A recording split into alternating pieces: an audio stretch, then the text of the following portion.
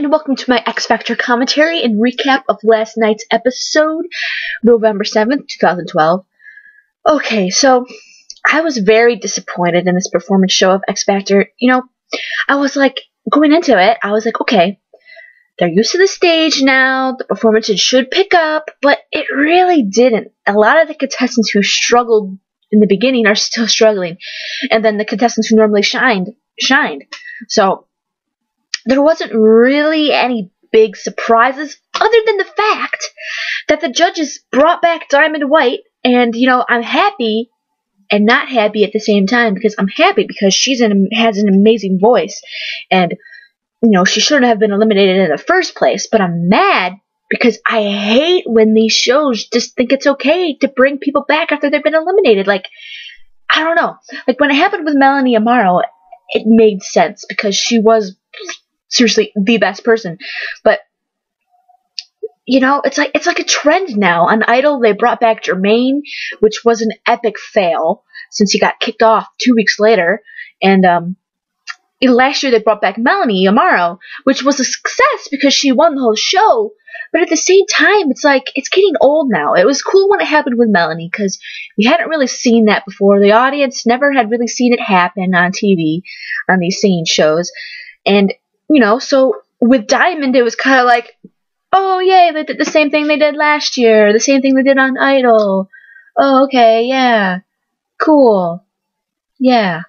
And I think that's kind of the reaction. And, you know, I think it wasn't as big of a shock. I think they're kind of like, oh, of course they brought Diamond back. Duh, of course they're going to, because they always bring someone back.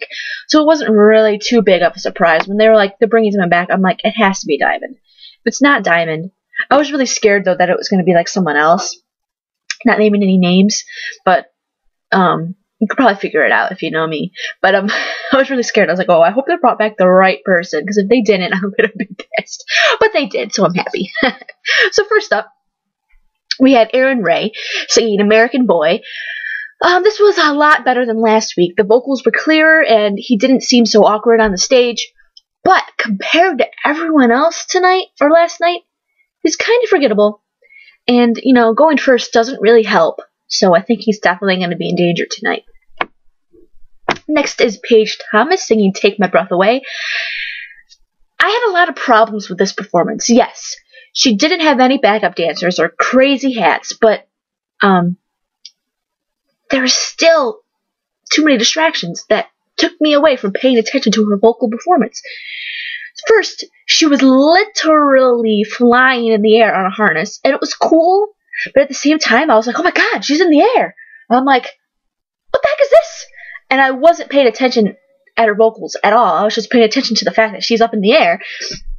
And then when she got on the ground, she had this guy like creeping up behind her, and then he takes her and starts filling her up, and I'm like, this is awkward. It was just distracting because, you know, I'm trying to watch Paige sing, but then she has this guy behind her, and I'm like, I'm not a fan of PDA in the first place. I'm just not. Like, I can't stand when people make out in front of me. I just can't stand it. But yeah, you know, vocally, this performance was leaps and bounds over last week, but it was just, I was too distracted and too disturbed. Ugh, she didn't need that guy feeling her up. I'm sorry, that just really, no. Why do you need a guy filling you up on stage? No! Get a room! What the hell? Ugh. Did not like that. I'm acting really conservative right now, but I don't like PDA. I'm sorry, I really don't like PDA. I've never been a fan of it, so I'm sorry. It really disturbed me, and I felt really uncomfortable. Even though she was in a TV and I was in my living room, I still felt very uncomfortable. Whew, moving on. Next is Veno Alan singing When a Man Loves a Woman. Damn! I'm not a fan of Vino, but this performance made me one. Like, this was very solid, great vocals. He needs to stick to stuff like this and not the crappy rock songs. Very good job, Vino. Next is Emblem 3 singing My Girl. And California Girls with a What Makes You Beautiful beat. Yeah. That really confused me. Like, why do you have to combine 3 songs? Two songs I understand, but 3? Really? And then the third one, they didn't even sing. It was just like a background beat. I mean, I know Simon was like, you know, if we put One Direction in the song, all the fangirls will be like, oh my god, they're doing One Direction! I love them! Woo! So Simon, wanted that reaction. But if Simon wanted that reaction, why didn't he just have them sing What Makes You Beautiful and not My Girl, California Girls? I did like that when they sang My Girl. I thought that sounded a lot better with their voices. But California Girls, it didn't work. I don't know. It sounded like they were shouting at times, and it didn't fit their range. I do like when they rap, though. I think, rap is very popular in today's top 40, and I think they should definitely stick to more of that kind of stuff. Not the pop fluff like California Girls. So this was an okay performance. They're probably definitely going to make it through. They're probably going to make it to the finale. I already know this because they're cute. They're hot. They are hot. I will admit. But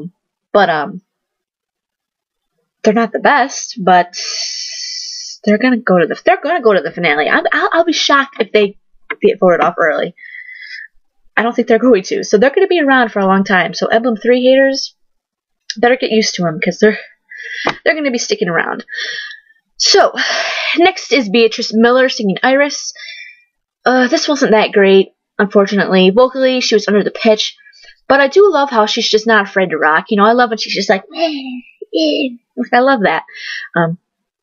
I think maybe she should try a song that's more up-tempo next time.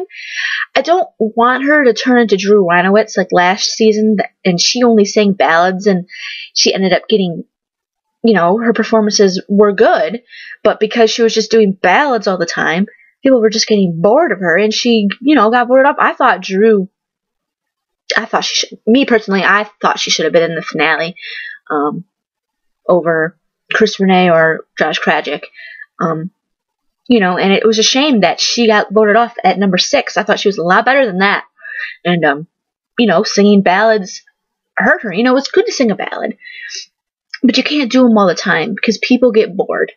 So, I like Beatrice a lot, but I'm worried about her. I think she's young. I don't think she really knows what she needs to do. She needs guidance, and she has Brittany as a guidance, but I don't know how much Brittany can do for her.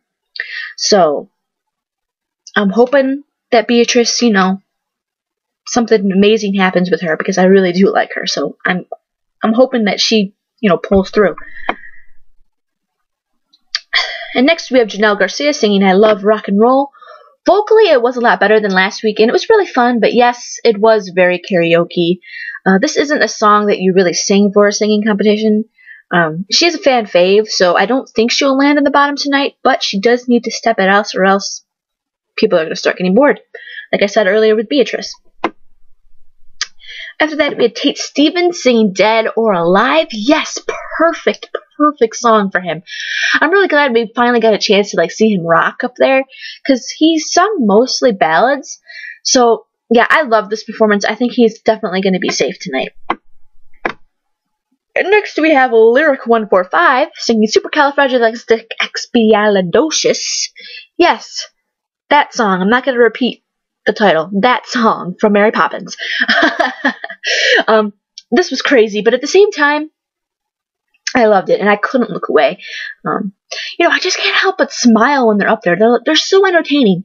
The only thing that really confused me was they are wearing Alice in Wonderland kind of costumes. Like the one guy, he had a Mad Hatter thing.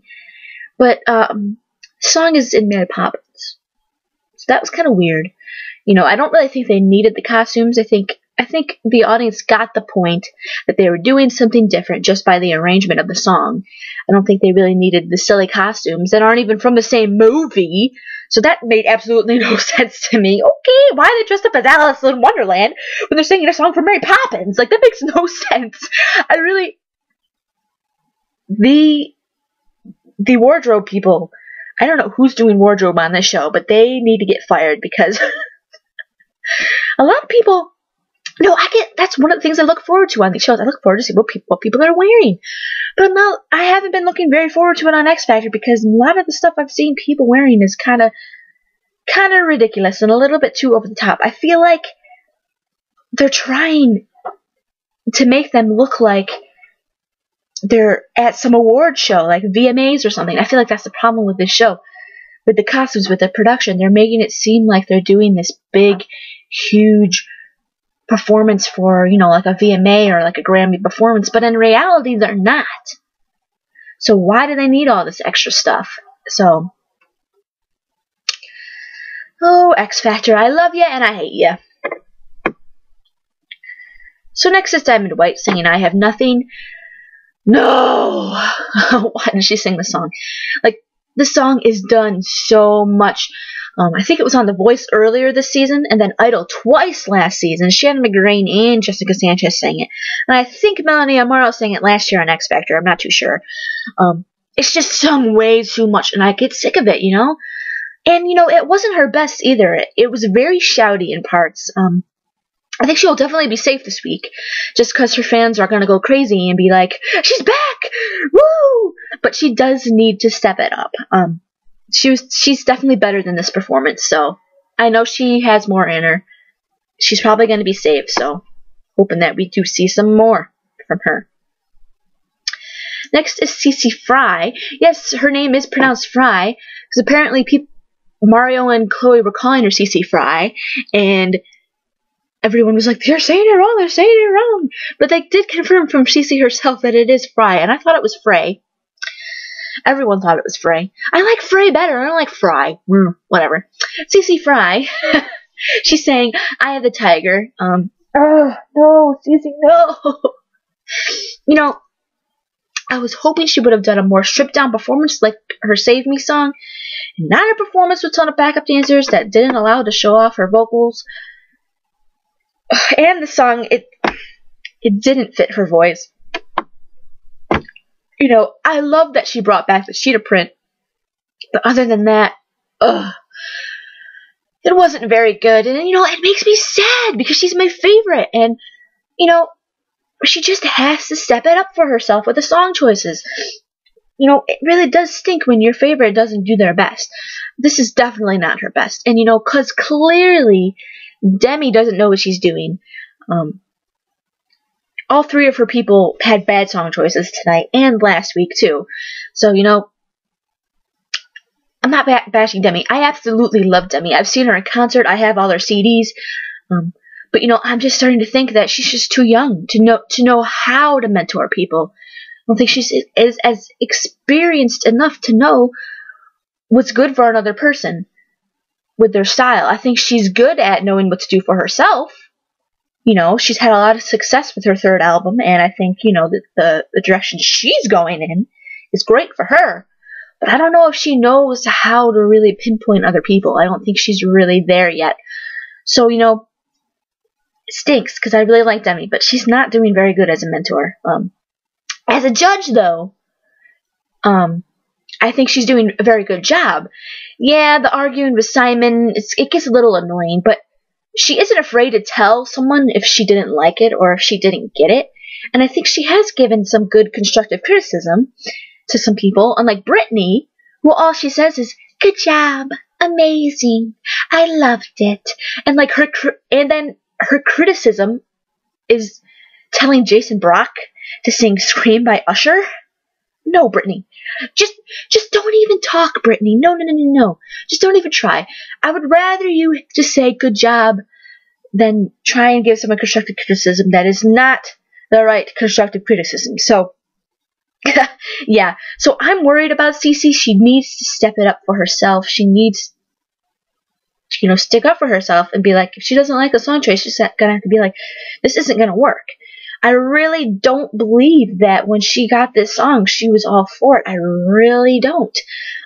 If she was, then hey, she was. But I mean, come on. The song is not her. Yeah, it's talking about her being strong and fierce. But the genre of song is not her. Like, how? Oh, it drives me nuts. Yeah, she needs to stick up for herself or else she's going to go home because, you know, she's not likable. Which stinks, because I love... I'm not going to talk. I don't want her to go home so early, so far. So, I'm worried about her. I voted. You know, every vote counts. Let's hope it helped. Anyways, after this, we had Carly Rose singing It Will Rain. this is the Carly I fell in love with in the first place. You know, she's someone who doesn't need the large production. Just give her a song and let her blow you away. Very good. There's no way she's leaving anytime soon. Next is Jason Brock saying, I Believe I Can Fly. I didn't like this. It was just, I don't know, I'm not a fan. He's just too cheesy. I can't take him seriously. Good vocal, but overall, I can't take him seriously, so. And lastly, we have the girl group, and their name is Fifth Harmony now. Okay. It's better than 1432, but it's not that much of an improvement, honestly. But, oh well, I still like them. I'm just gonna have to ignore their name problem. So they sang 1,000 Years. I absolutely love this. I love these girls, and I really do. Hope they do well on this show. They are my favorite group. I really want them to stick together. You know, I want them to do well. I think they're definitely going to be safe tonight. So, thank you all for watching. I don't know why I'm yawning. I had a good night's sleep last night. I don't know why I'm tired. Yeah, follow me on Twitter at Maria Halian, and see you all later.